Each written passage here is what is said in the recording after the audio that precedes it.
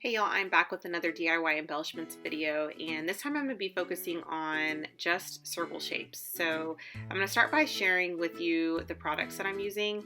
I'm using a couple of circle punches, and then I'm also going to be using some circle dies or circle shape dies. So I have a couple of scalloped ones and starburst ones. I also have some puffy shapes and some stickers that have some circular elements in them, and so I'm going to put those aside and hopefully I'll grab those later. And then I also have some little bits and pieces that I may add as accent pieces. So I've got some wood veneer, some other puffy stickers, some little cardstock pieces, and then I have some tiny text phrases and words because I typically can't go without using those.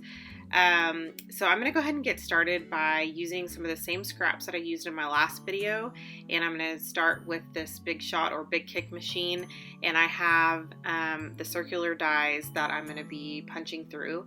If you don't have a machine like this, I would stick to either the punches, or you can use your Cricut or your what's the other one called? The Cameo, the Silhouette. And then if you just absolutely don't have any of that stuff, you can always create some circular shapes with scissors if you're good at that.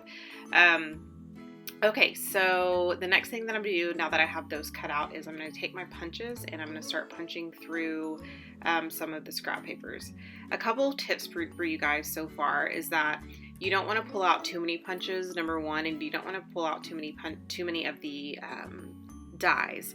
I say that because you can get really overwhelming with all the different tools, and so just pull out 3 or 4 punches and then pull out like 4 to 5 dies that you can send through maybe like 3 to 4 times, and you'll notice that I really didn't spend a whole lot of time cutting out a whole bunch of shapes. I'm just focusing on the circles and then I'll build from there. And I'm also not spending time coordinating patterns or anything like that. I'm not going to focus on that yet.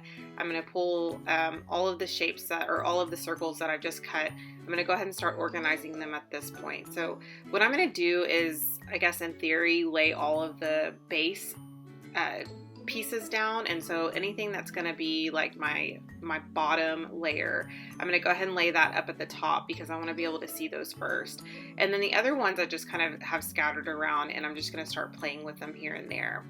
Also, you'll notice that I purposely use some of my punches and cut off the edges of the circles, and I'm also going to use my scissors to do that here in a bit. And I did that on purpose. I want some of these layers to be imperfect, and I also want just some semicircle like embellishments, so stay tuned for those. You'll be able to see kind of how that comes together. So at this point, I'm going to play some music so you guys can just watch the process come together.